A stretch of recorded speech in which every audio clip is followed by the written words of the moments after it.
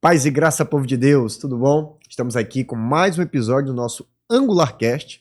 E você que nos acompanha nas redes sociais, você pode fazer a inscrição aqui no nosso canal, você pode nos acompanhar no Instagram, @AngularCast, que nós temos diversas entrevistas, diversas mesas com homens e mulheres de Deus com testemunhos poderosos. E, baseado nisso, hoje nós temos um convidado especial, um amigo que Deus nos conectou, o pastor Kleber, pastor da Casa da Bênção daqui de São Luís, do Polo Maranhão, né? Já está indo aí para Teresina, já está indo aí para os estados Macapá e Bênção. Pastor Kleber, pastor da Casa da Bênção, seja muito bem-vindo, pastor, pela sua vida. Muito obrigado por ter nos aceitado esse convite. Hoje vai ser uma conversa poderosa.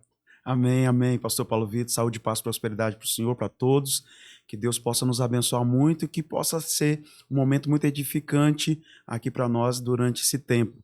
Sou pastor Kleber, pastor da Igreja Casa da Bênção, casado com a pastora Clara, já aqui no estado do Maranhão, pastor Paulo Vitor, há quase 9 anos, né? Eu não sou oriundo daqui, eu sou oriundo lá do estado do Espírito Santo, nome profético, Vitória do Espírito Santo. Tá certo. Pastor Kleber, quando a gente recebe nosso convidado pela primeira vez, a gente sempre gosta de ouvir a história de como Jesus entrou na vida dessa pessoa. Se nasceu no evangélico, se não nasceu, como foi. E no caso específico, no seu, além de ter aceitado Jesus, ter recebido essa missão de ser pastor. Verdade. Porque isso também, eu costumo dizer que isso é um outro capítulo da história, né? Uma coisa é se converter, outra coisa é ser pastor. É verdade. Porque o negócio é diferente. Mas como é que foi, pastor? Nasceu no lar evangélico? Como é que foi isso? Não nasci no lar evangélico, né? Meu pai e minha mãe, somos 3 filhos, entre meu pai e minha mãe.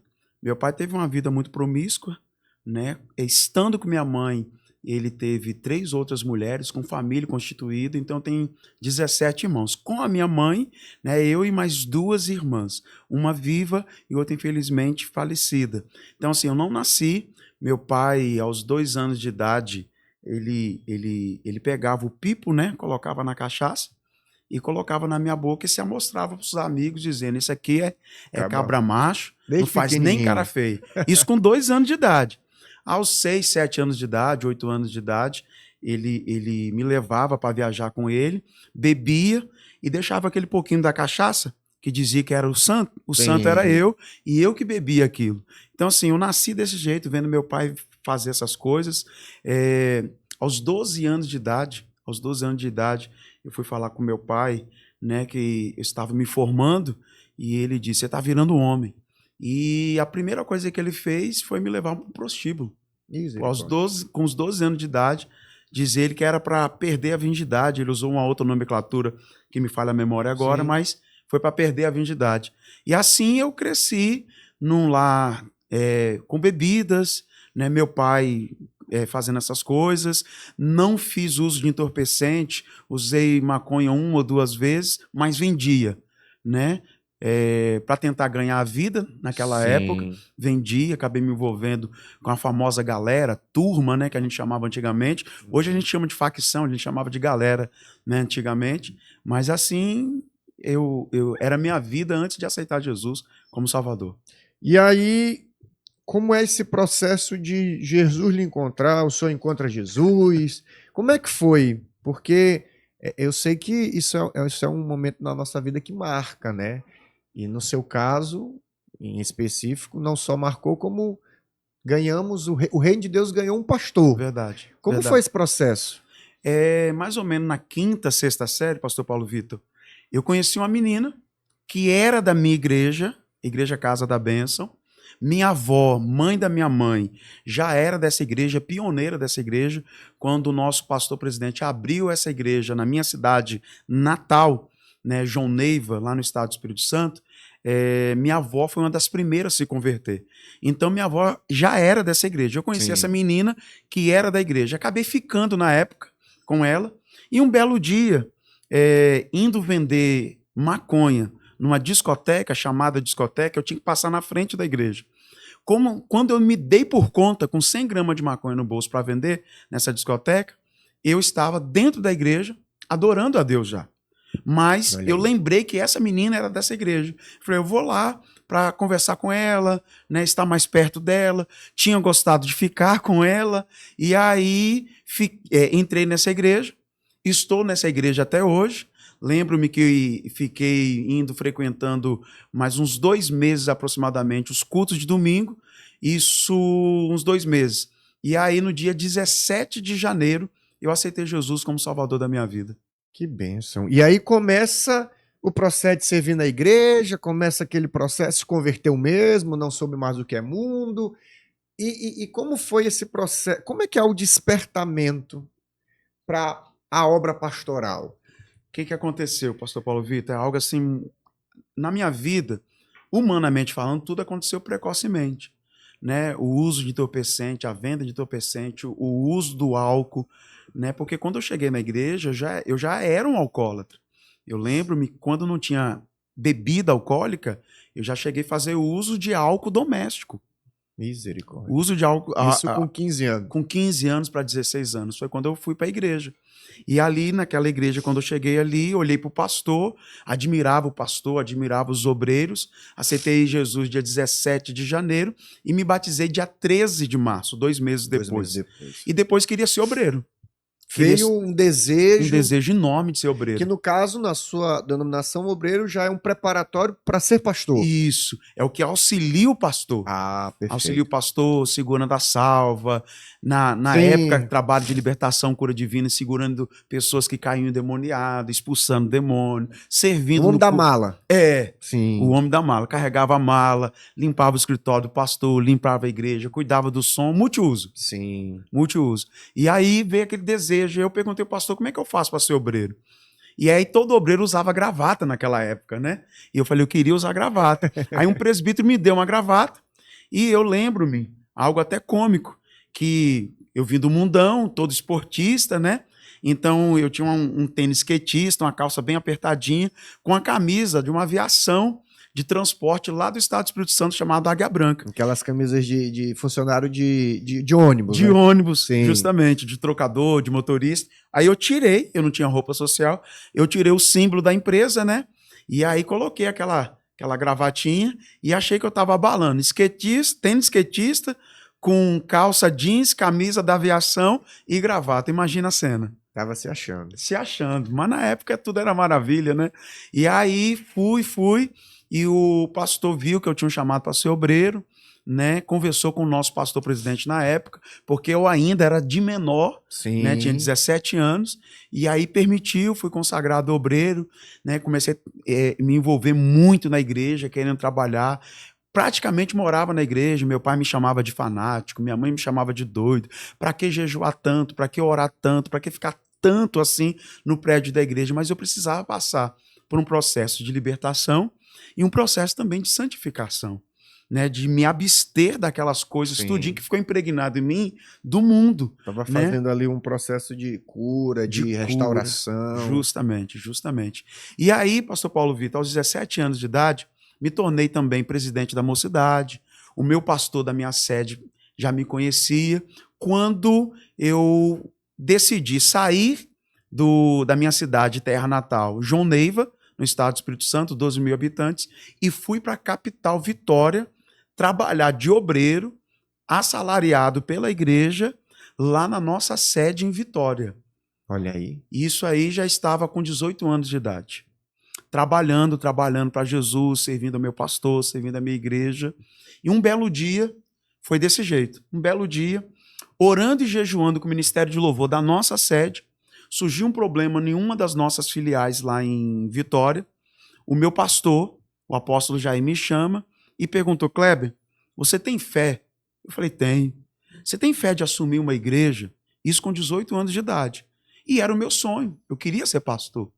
Era o meu sonho, solteiro, né? Solteiro. Uhum. E eu falei, tenho. Ele falou assim, então hoje você vai assumir uma igreja. Você vai hoje pregar lá. Terça-feira, o administrativo da igreja vai lá te dar posse. Você vai assumir a igreja.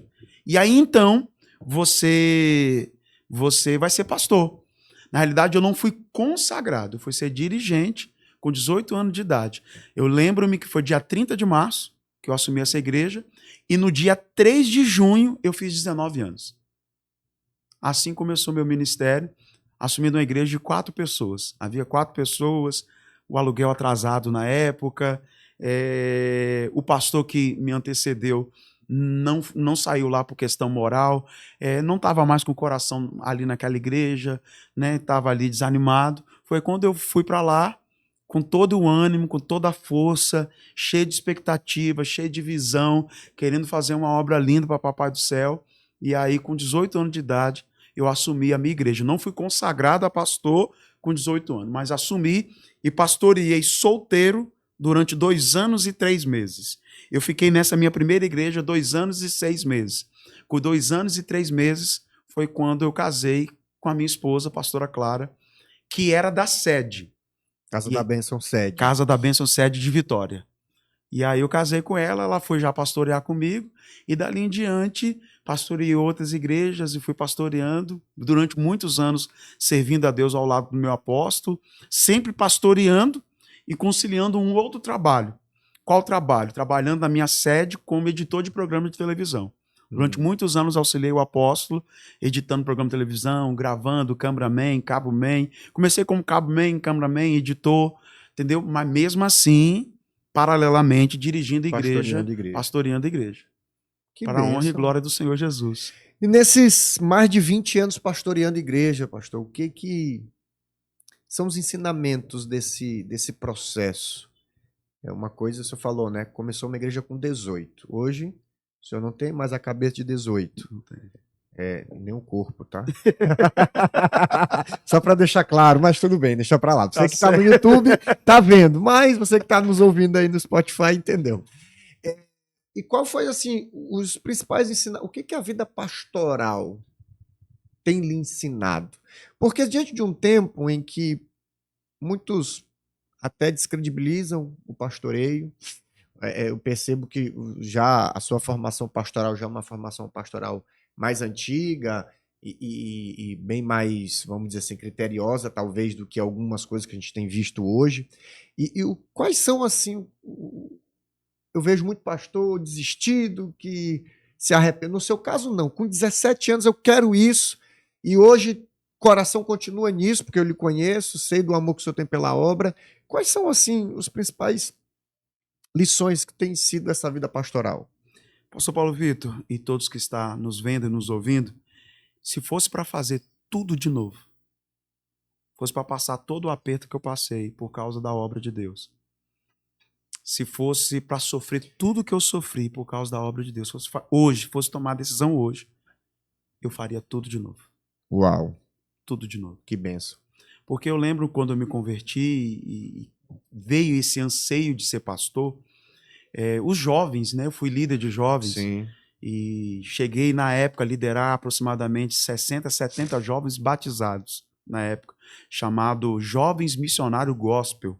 Era o título da época. Sim. E eu lembro que muitas vezes os jovens iam jogar bola, e eu não sou contra, jogava também. Mas muitas vezes eles me chamavam para jogar bola. Você tentava. Eles me chamavam para ir para o rio tomar banho. Sim. Tentava jogar, como diz o senhor.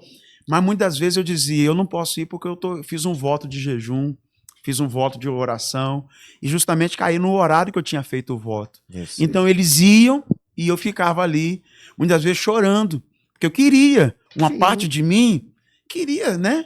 Mas outra parte também queria crescer em Deus, queria crescer no chamado, queria ter intimidade com Deus. Então eu falei assim, para eu ser pastor eu tenho que buscar muito a Deus, eu tenho que entrar diante de Deus. Pastor na nossa denominação, ele precisa ser muito autodidata, ele precisa estudar muito. Então eu sempre procurei ler muito, estudar muito, ouvir muito, me espelhar em homens de Deus. Então assim, durante muito tempo foi isso, e eu queria porque queria ser pastor. Teve uma época que isso fugiu do meu coração, quando comecei a trabalhar fora de pedreiro, comecei a ganhar um pouquinho de dinheiro, falei, não, eu acho que eu vou querer ser isso aqui e servir a Deus. Mas até que um momento Deus falou assim, não, todas as portas estavam abertas, mas eu preferi, porque o ministério é o seguinte, porque tem muita gente hoje que é pastor, que não sabe fazer mais nada da vida.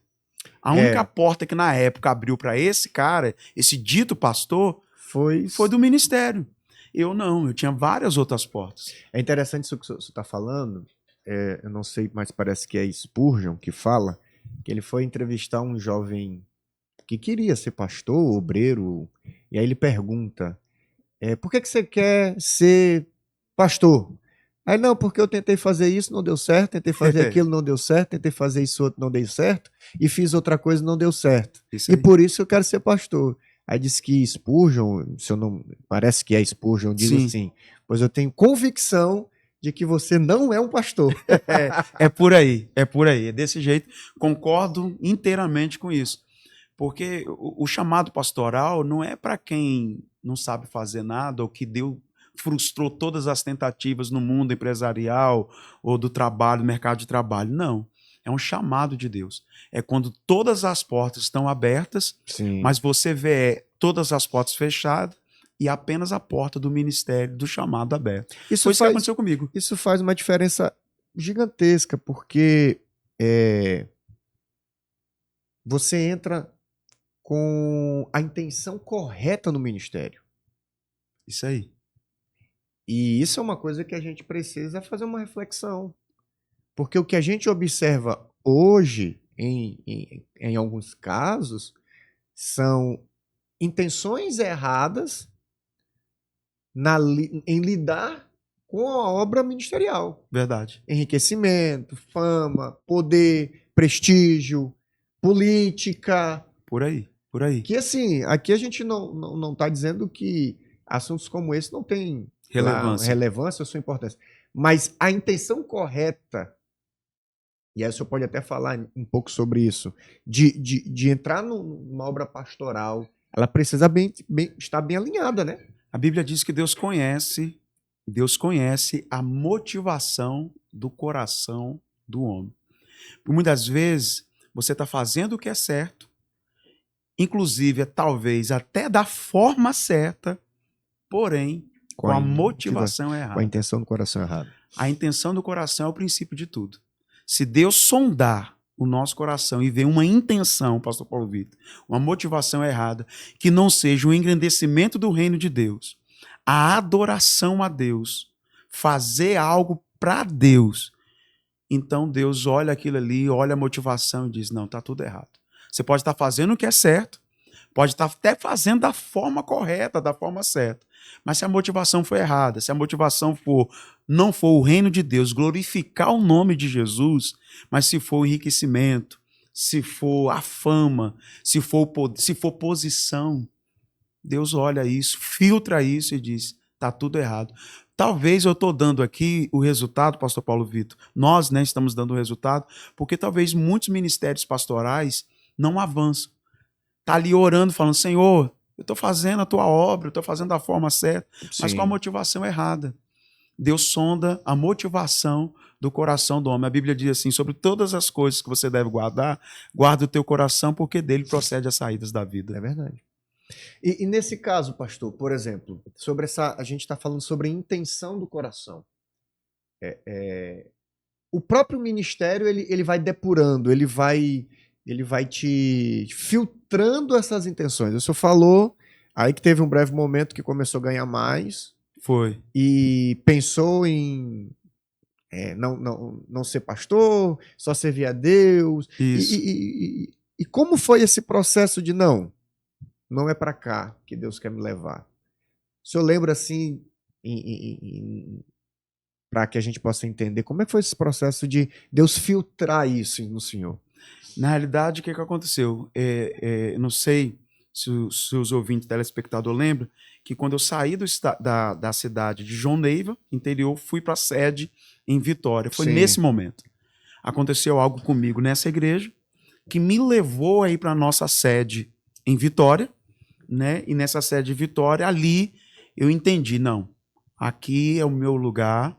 Comecei a conhecer a sede, capital. Mais oportunidade. Falei, não, é aqui, é esse caminho que eu quero ter. Então, desisti de tudo, da vida profissional, e comecei a trabalhar na sede. E, na época, uma ajuda de custo que era me dada é uma coisa muito irrisória. Então, dali, Deus já começou a filtrar isso no meu coração, que não era questão do dinheiro. Não era questão do dinheiro. E os apertos foi vindo, situações foi vindo, aperto financeiro, e mesmo assim, eu não desisti da caminhada ministerial. Continuei. Deus foi filtrando isso. Quando eu assumi a minha primeira igreja, eu não tinha salário. Eu fazia por amor. Fiquei 2 anos e 7 meses nessa igreja sem salário, porque tinha o aluguel da igreja para pagar, tinha os compromissos a igreja era muito pequena, entendeu? Situações difíceis. Eu lembro ocasiões, pastor Paulo Vitor, que eu levantava a oferta antes da mensagem e falava para o tesoureiro da igreja: vê se vai entrar pelo menos para eu voltar para casa. E aí então ele mandava um bilhetinho para mim, colocava quando eu estava pregando: pastor, não entrou nem da passagem. Então eu terminava o culto e dizia: irmãos, não entrou a receita financeira nem para voltar para casa. Eu preciso voltar para casa, senão eu vou ter que dormir aqui no prédio da igreja. Então alguém era usado por Deus e me dava passagem de volta para minha casa. Então, se fosse qualquer outra motivação, já pararia ali, já desistiria ali. Entendeu? Além de perseguições por ser pastor solteiro na época, além de tentações das mais diversas na área moral, na área sexual. Então, eu fui vencendo essas barreiras. E ao mesmo tempo tendo que ajudar outros irmãos. E ao mesmo tempo tendo que ajudar vários irmãos, ajudar a minha sede, ajudar na igreja local, ajudar amigos pastores na época. Entendeu? É que as pessoas às vezes esquecem, né, pastor, que por trás do pastor tem ainda um ser humano pobre, cego e nu, que carece de glória, glória não, que carece de graça, que carece de cuidado, de atenção, que carece de preocupação. E como é, pastor, lidar com esse homem que está ali com o título pastoral, mas que carece desse amor e dessa graça que todos nós precisamos de Cristo Jesus? O apóstolo Paulo diz bem assim: miserável homem eu sou, quem me apartará do corpo dessa morte? Existe o lado ministerial, mas existe o lado humano, que tem as suas vontades, que tem os seus defeitos, que tem as suas limitações, que tem as suas concupiscências, que precisa vencer isso através da oração, do jejum, da leitura, da santidade, mas não é fácil. E jovem, né? Sim. Eu era muito jovem na época para ser pastor. Então, assim, muito jovem. E lidar com isso não foi uma tarefa muito fácil. O senhor lembra, assim, de algum episódio durante esse tempo pastoral em que... Eu não vou dizer que não deu vontade de desistir, porque vontade de desistir vai aparecer, aparece. Mas, assim, que o senhor achou, não, agora acabou meu ministério, não dá mais para mim, que o senhor chegou no limite que disse assim, não, já foi. Eu acho que todo pastor enfrenta isso, né? De querer desistir. E foi decepção com pessoas. Gente que você estendeu a mão, gente que você ajudou, gente que você discipulou, gente que você amou, gente que você levou para dentro da sua casa, gente que comia com você no mesmo prato e virou as costas para você. Então já passei por algumas situações dessas, mas eu lembro que a terceira vez que eu passei por isso, eu falei, não, chega. Eu não sou chamado, não. Chega, desisto, quero parar, vou voltar para o mercado de trabalho, vou cuidar da minha vida, eu sei fazer outras coisas, eu tenho uma profissão e então vou por esse caminho. E pensei, conversei com meu pastor na época, meu pastor conversou muito comigo, orou comigo na época, cuidou de mim nessa época. Por isso que pastor precisa ser pastoreado. Verdade. Precisa ser pastoreado. Na época, o meu pastor, que hoje é o presidente da nossa igreja, né, me ajudou demais, demais, demais. Louvo muito a Deus pela vida dele. E eu consegui superar isso, entendendo que tudo que a gente faz para Deus e não para as pessoas. Não é o que as pessoas possam retribuir para a gente, é aquilo que Jesus fez por nós na cruz do Calvário. Sede firmes e constantes, sempre abundantes na obra do Senhor, sabendo que no Senhor o seu trabalho não é em vão. É isso mesmo. E aí, pastoreando, o senhor vem para o Maranhão. Como é essa coisa de sair lá do Espírito Santo, lá de Vitória, e de repente começar, talvez, aquilo que com 18 anos o senhor ia fazer novamente? Acredito eu que já tinha construído um nome, um certo prestígio dentro da denominação e até mesmo com os irmãos. E aí vem para uma terra que, até onde eu sei, o senhor não tem parente aqui? Não. Não tem família aqui? Não. Não tem nenhum suporte de... E aí vai para o Maranhão. Maranhão. São Luís. Nunca imaginava, Como nunca foi imaginava. isso? Na realidade, servi a Deus no meu ministério lá no Estado do Espírito Santo, ao lado do meu apóstolo, trabalhando sempre do lado dele. Na época não era o apóstolo da igreja, não era o presidente da igreja, ele era o vice-presidente da igreja e superintendente do Estado do Espírito Santo. Pastor-presidente, para que os irmãos entendam, do Estado do Espírito Santo. O nosso pastor, o nosso apóstolo, presidente fundador, aprove o Senhor promovê-lo aos céus. Depois de 53 anos, ele fundou o ministério. Então, ele liderou esse ministério durante 53, 54 anos. Como o meu pastor, ele era o primeiro vice-presidente, então o meu pastor é promovido ao presidente da igreja. Mesmo sendo presidente, ele continuou sendo superintendente do Estado do Espírito Santo. E aí, então, surgiu uma situação aqui na nossa superintendência do Maranhão, São Luís. E aí, o meu pastor olhou para mim e achou que eu tinha o perfil, segundo ele, que Deus também falou ao coração dele. Nessa época, lá em Vitória, eu já coordenava 12 igrejas. Era uma nomenclatura, uma função que tinha lá, coordenador de igrejas. Ele era o superintendente, então ele havia me escolhido para coordenar 12 igrejas da cidade, que eu era pastor, que era Cariacica, bem ao lado de Vitória. E aí Deus me deu êxito, não só na coordenação dessas 12 igrejas, mas Deus também me deu vitória na igreja ou nas igrejas que eu era pastor. Né? Então Deus foi me honrando muito, não só a mim, mas a minha esposa ao meu lado. Deus foi me honrando muito, foi o que você falou. Então lá dentro do Estado do Espírito Santo, o nosso nome cresceu, Deus foi honrando, Deus foi vendo o coração da gente. E aí então o meu apóstolo, né, hoje apóstolo, me chamou e perguntou assim para mim: Kleber, o seu coração está disponível para o reino de Deus? Eu confesso para você que eu respondi de bate pronto. Eu falei sim. Aí ele me fez a segunda pergunta: para qualquer lugar? Aí eu pensei, se eu falar que não, então não está disponível. Então não está disponível. Se eu falar que sim, ele vai me mandar para qualquer lugar vai desse... me mandar pra... E na época eu pensei que eu iria assumir a nossa subsede no Estado do Espírito Santo. Falei, ele vai me mandar aqui para Vila Velha. Eu pensando, né, que estava precisando de um pastor em Vila Velha na época. E aí ele me fala, estou precisando de um pastor em São Luís do Maranhão. Irmão, eu olhava para o mapa do Brasil, sabia que São Luís era a capital do estado do Maranhão, mas nunca me imaginei aqui, nunca pensei, nunca. E aí ele falou assim, ora, e me deu uma semana para eu orar. Tipo assim, ora e seja rápido na oração. Foi uma semana de oração, imediatamente eu saí correndo da sede e fui conversar com a minha esposa. E eu falei, ela não vai topar, ela não vai querer, e eu vou falar que ela não quer e eu não quero. Pronto. Mas cheguei em casa, minha esposa falou assim, é de Deus. Vamos embora. Falei, não, mas vou deixar a família aqui, minha mãe, minhas irmãs, você vai deixar sua mãe, meu Deus, não vai ser fácil. E outra, a gente ela respondeu de bate pronto, é de Deus. É de Deus. Tá vendo como é importante casar com uma mulher de Deus? E aí, não foi fácil sair de lá, porque... Não foi fácil sair de lá. Pro senhor, pra ela...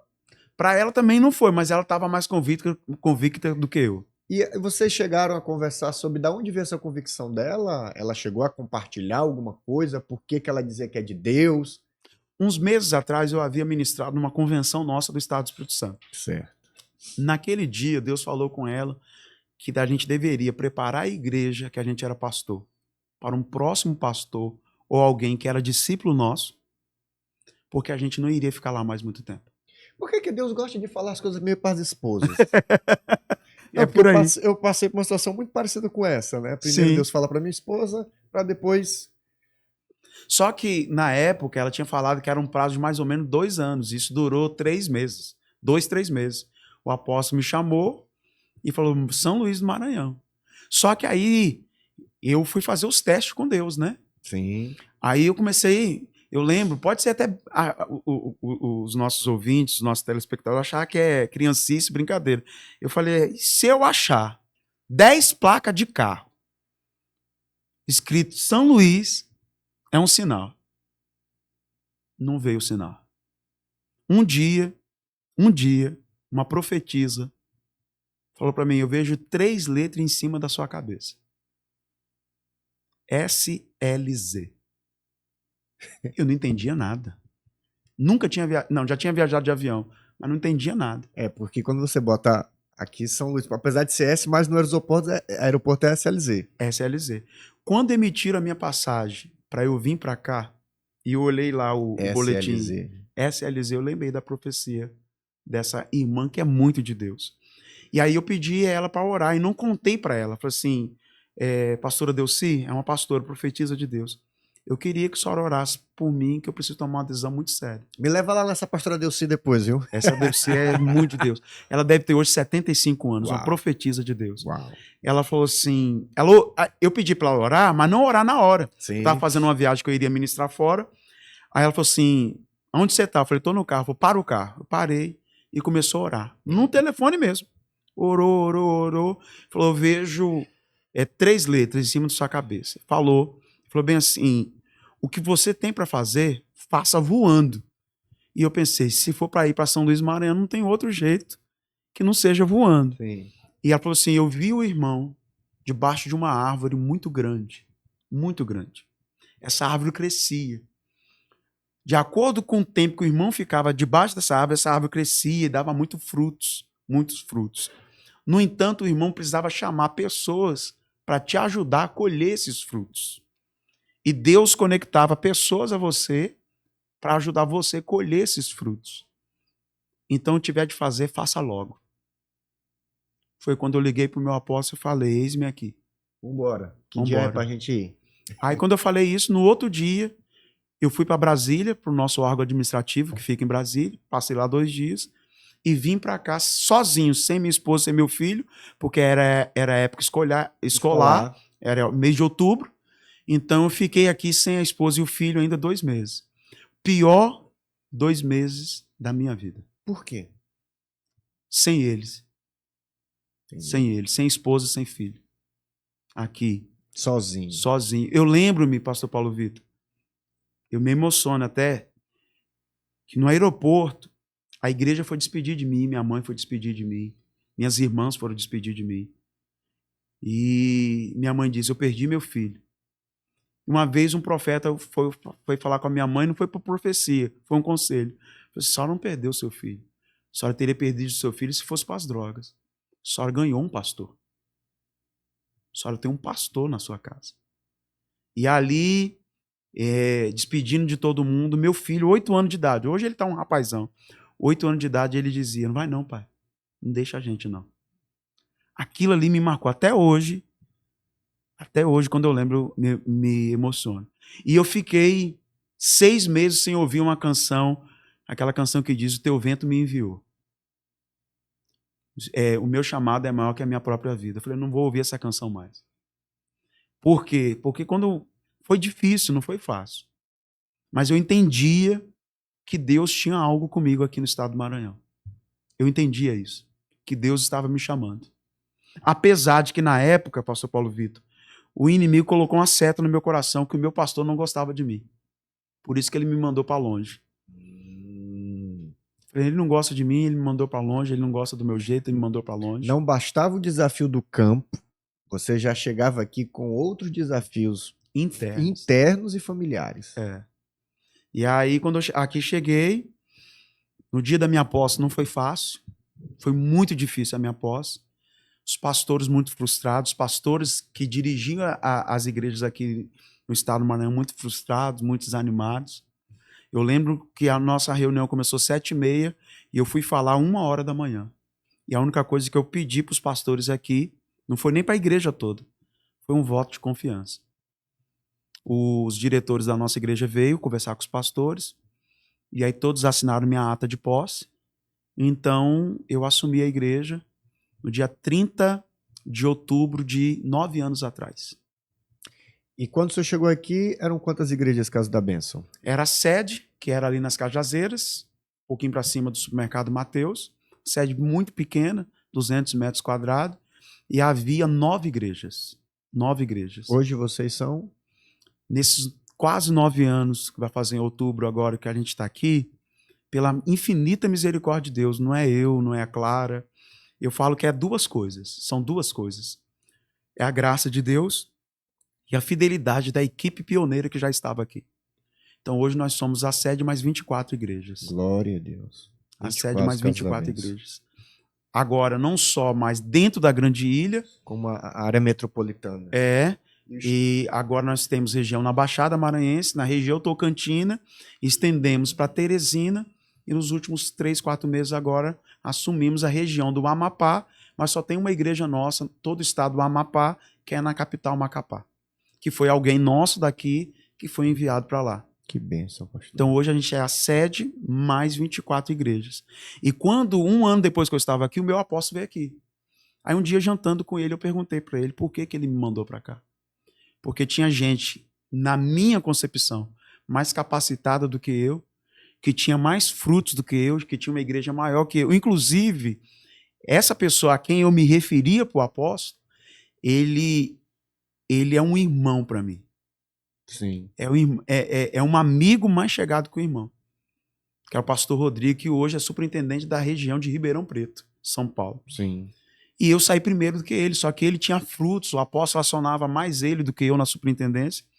E eu achei, e aquilo foi assim, era para o Rodrigo sair primeiro do que eu. Tinha mais experiência do que eu. Aí o apóstolo olhou para mim e falou: primeiro foi Deus. E segundo, o seu tempo de coordenador de pastores, você teve um tato, um cuidado com os pastores que os outros coordenadores não tiveram. E eu entendi que os pastores do estado do Maranhão precisavam ser cuidados por alguém que amava cuidar de gente, amava cuidar de líder. Por isso que eu te mandei para cá. Aquilo ali foi uma cura para mim também. Aí o ministério desenvolveu ainda mais, destravou ainda mais, e para a glória de Deus tem crescido ainda mais. Que bênção, pastor. Esse desafio de ouvir a voz de Deus e seguir a voz de Deus, né, é o que direciona as nossas vidas. Talvez ali, se você olhasse para circunstâncias presentes, não estaria aqui com a gente, conversando e contando esse testemunho maravilhoso, poderoso. E o que isso trouxe de ensinamento assim para o senhor, essa vinda para o Maranhão, essa experiência toda? Claro que ninguém está profetizando nada, mas e se Deus hoje mandasse hoje fazer uma outra missão? Não, verdade. Diante de uma situação como essa, né, a gente, é como Paulo diz, né? Minha vida não tem nada de preciosa. O viver para mim é lucro. O resto é resto. Verdade. E eu fico muito, assim, sou muito ministrado por essa sensibilidade, né, de ouvir uma voz, de seguir a voz do Senhor, mesmo sendo com os desafios familiares, filho falando isso, finança falando outra coisa, e você permanecer firme. Eu sou edificado demais com esse testemunho. Verdade. Meu pastor, na realidade, eu vim, aceitei o desafio. 2 meses depois, a minha esposa veio. A gente tinha casa própria, tinha 2 carros lá em Vitória. Deixei tudo, família, mãe, tudo, para começar do zero aqui. Não falo começar do zero na igreja, porque já havia um grupo de pessoas um trabalho. Havia um trabalho, né? De gente fiel e pioneira. Quando eu cheguei aqui, eu gostei do povo, amo fazer obra de Deus, então fazer obra de Deus independe para mim do lugar, mas eu não gostei do lugar. Não gostei da cidade, não gostei do estado. Então Deus teve que trabalhar isso no meu coração. Minha esposa amou tudo logo de cara, né? Já estava trabalhada antes? Já. E eu também, os 2 meses que eu fiquei sem ela aqui, tentei trabalhar o mais possível para tentar trazer não é um conforto, para ela não levar um choque. Então, assim, os 2 primeiros meses, eu quebrei as pedras tudinho para ela. Sim. Quando ela chegou aqui, o povo já estava com o coração aberto, já amava ela sem conhecê-la. Entendeu? Então, assim, depois de 2 anos, depois de uma viagem que eu fiz, Eu não sei se lembra, de vez em quando aparece, né, aqueles desenhos todo preto e branco. Sim. Aí vem um lápis colorido, pinta assim, fica tudo colorido. Aí teve um dia que eu fui viajar, com 2 anos que eu estava aqui. Aí eu voltei, quando eu desci da aeronave aqui no nosso aeroporto, foi isso que aconteceu comigo. Eu via tudo cinzento, parece que Deus, nos meus olhos, pegou um lápis de cor e deixou tudo colorido para mim. Hoje, eu amo estar aqui, eu amo o Estado, eu amo esse povo, eu amo a obra de Deus. E o que eu aprendi com isso? Depender 100% de Deus. Porque assim, é interessante porque o processo da obra de Deus na sua vida, ele se dá com a mão na obra. Isso aí. O senhor não esperou a coisa ficar, eu gostar da cidade para trabalhar, o senhor acreditava que alguma coisa ia acontecer nesse processo e que eu acho isso formidável. Isso. E outra coisa também que me marcou muito é que no 6º mês que eu estava aqui, a gente estava fazendo um encontro, retiro espiritual, e aí Deus me deu uma visão. Aí não foi ninguém, foi Deus que me deu uma visão. Eu olhava para o chão e via nascer 70 brotinhos de planta, como se fosse planta, árvores. E eu perguntava para Deus o que é aquilo, Deus falou assim, eu vou te dar 70 igrejas aqui no estado. Uau. E ali eu olhei para aquilo e tomei posse daquilo. Falei, então são 24, tá faltando aí 46. 46. Vamos lá. Eu falo isso para os membros. Cada igreja que a gente abre, irmão, só falta tanto agora. Só falta tanto agora. Que bênção, pastor. Entendeu? E aí eu aprendi a depender de Deus. Hoje, humanamente falando, pastor Paulo Vitor, eu não queria sair do estado do Maranhão, queria aguardar a volta de Jesus aqui, morrer aqui não. Aguardar a volta de Jesus aqui, né? Mas meu coração hoje está muito disponível para o reino de Deus. Se é para mim passar o resto da minha vida aqui esperando Jesus aqui, eis-me aqui. Sim. Mas se for também para Deus me enviar para um outro lugar, apesar de humanamente falando, eu não querer, eu também estou disposto a ouvir a voz de Deus.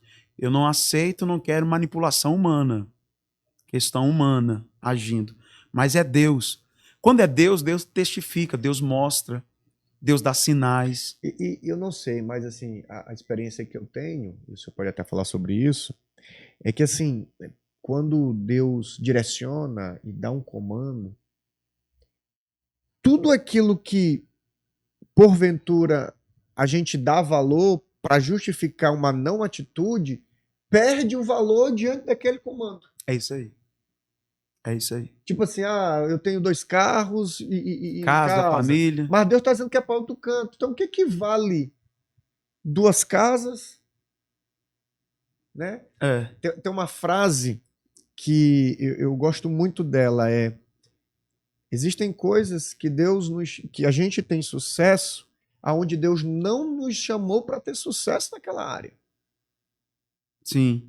E o que eu mais acho interessante é que Deus não se compromete com aquilo que estamos construindo fora da vontade dele. Mas aquilo que fazemos dentro da vontade dele, ele se compromete. Ele se compromete. Eu aprendi com um amigo, quero me dirigir agora ao Ministério Angular. Eu aprendi com um amigo uma frase há mais ou menos 1 ano, 2 anos, não, 1 ano atrás, quando eu estive ministrando na sua igreja, no primeiro ano desse ministério. Eu aprendi essa frase, que para onde Deus aponta, Ele paga a conta. Ele paga a conta. É verdade. Então, assim, eu aprendi com o meu pastor sobre o teste dos 3P.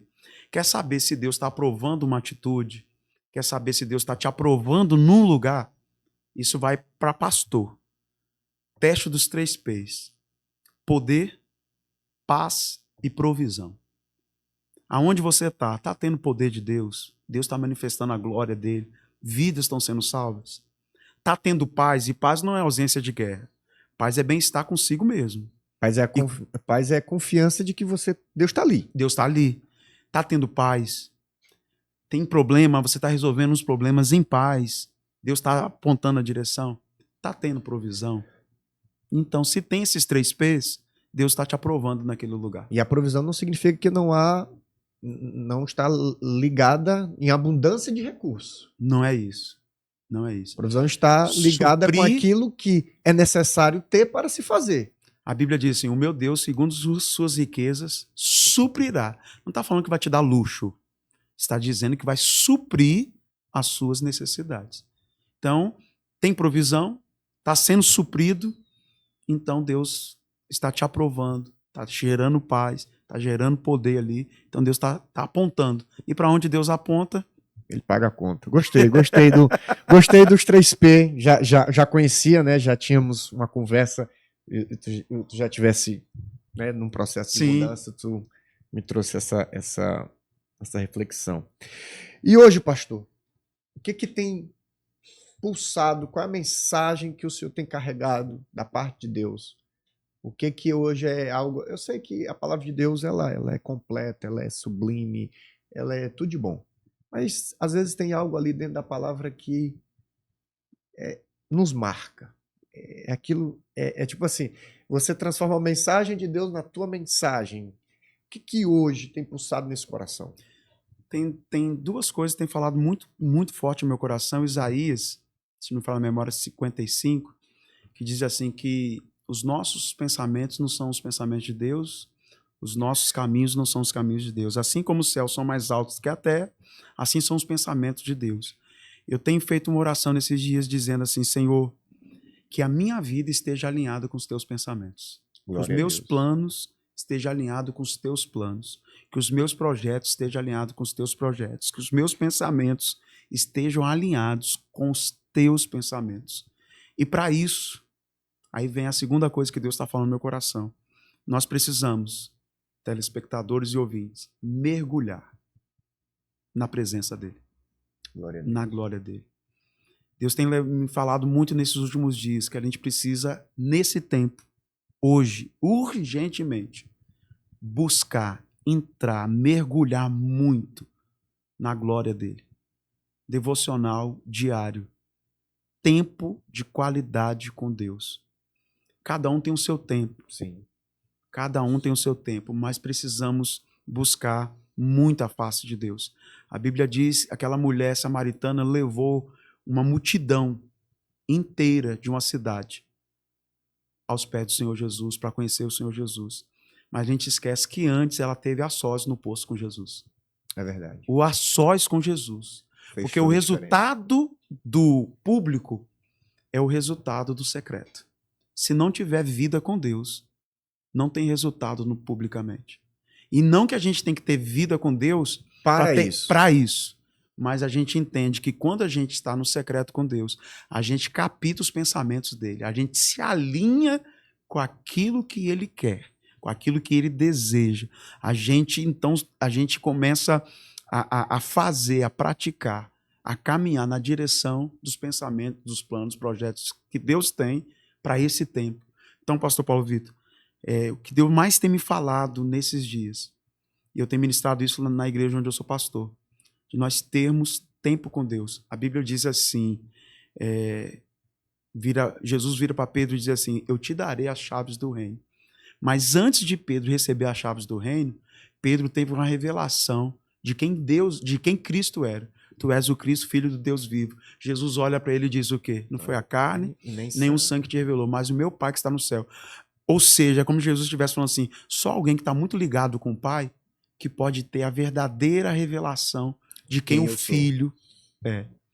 E aí, então, em contramão, quando Pedro teve essa revelação, esse nível de revelação, Deus diz para ele, então vou estar te dando as chaves do reino. Veja que está no plural, chaves do reino. Então, quando a gente está mergulhado na glória de Deus, Moisés mergulhou nessa glória, Davi mergulhou nessa glória. Eu não vi nenhum homem na Bíblia e nenhum homem hoje da atualidade que tem um ministério bem sucedido que não esteja mergulhado na glória de Deus. Não vi. Pode ter alguém que tem resultado que não esteja, mas os que têm é porque tem muita intimidade com Deus. É porque tem muita vida com Deus. E isso hoje na vida de um pastor é primordial. A gente lida com a igreja, o senhor sabe muito bem disso, e se a gente deixar, isso aqui domina a gente. Sim. Se a gente deixar, o ativismo domina a gente. As demandas ministeriais domina a gente. E eu cresci ouvindo meu apóstolo, meu pastor dizendo, já orou hoje? já fez seu devocional hoje. Eu cresci vendo meu apóstolo... O simples é o que funciona. Ele dizendo assim, você pode estar na obra e não estar com o dono da obra. É verdade. Porque tem gente que ele ama o chamado, mas não ama quem o chamou. Tem gente que está na obra, mas não está envolvido com o dono da obra. Tem gente que gosta de fazer coisas para Deus, mas não gosta de estar com Deus. Verdade. Aí não dá certo. Não dá certo. Perde o que é prioritário. E aí a gente volta naquilo que a gente estava conversando. E Deus não nos chamou para fazer a obra dele. Deus nos chamou para nos relacionarmos com ele. É isso aí. E como consequência desse relacionamento, fazemos a sua obra. Não o contrário. É verdade. E às vezes estamos, mas isso a gente vai deixar para um outro podcast, tendo sucesso na obra de Deus e estamos tendo insucesso no relacionamento com Deus. É isso aí. E Deus não se compromete com aquilo que ele não constrói. É verdade. É edificar uma casa em um fundamento errado. Não adianta, não adianta. Uma hora isso pode desmoronar. E quando a gente fala de desmoronar, não necessariamente de acabar.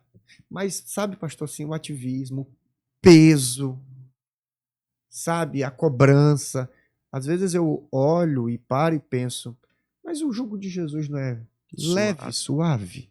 Que peso é esse? Que fardo é esse? É. Mas é porque às vezes esse peso, esse fardo é fruto de uma edificação que não é na pedra angular. Verdade, verdade. Eita, coisa boa, conversa boa, essa conversa aqui foi boa. Pastor, nós estamos chegando ao fim de mais um episódio. Sim. E eu queria que o senhor desse aí um recado, uma mensagem para os nossos ouvintes, para aqueles que estão nos acompanhando pelo YouTube, pelas redes sociais. Deixa Deus lhe usar. Amém, amém. Pastor Paulo Vitor.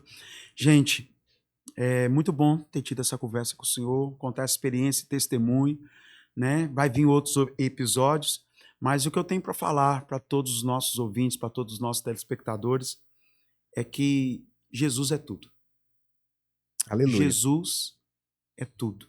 Eu estive na sua igreja recentemente ouvindo o pastor Ribinha e fui muito edificado. Dali em diante eu tenho procurado Jesus em todos os textos da palavra de Deus. Aquela mensagem me marcou muito e eu tenho entendido que Jesus é tudo para a gente. O relacionamento com Ele vai te fazer estar cada vez mais próximo, mais perto dele. A Bíblia vai falar um texto, pastor, que quando Jesus ressuscita, as mulheres vão falar para os discípulos que Jesus havia ressuscitado, estava Pedro, e a Bíblia vai dizer assim, aquele a quem Jesus muito amava. Pedro e aquele que Jesus muito amava, se referindo a João. A Bíblia diz que os dois saem correndo, mas chega um momento que João corre mais do que Pedro. Significa que aquele que está de joelho é mais veloz do que aquele que é ativista. Que aquele que está reclinado no peito do Senhor Jesus acaba sendo mais veloz, acaba tendo mais sucesso, se assim eu posso dizer, acaba avançando mais do que aquele que está preso a um ativismo.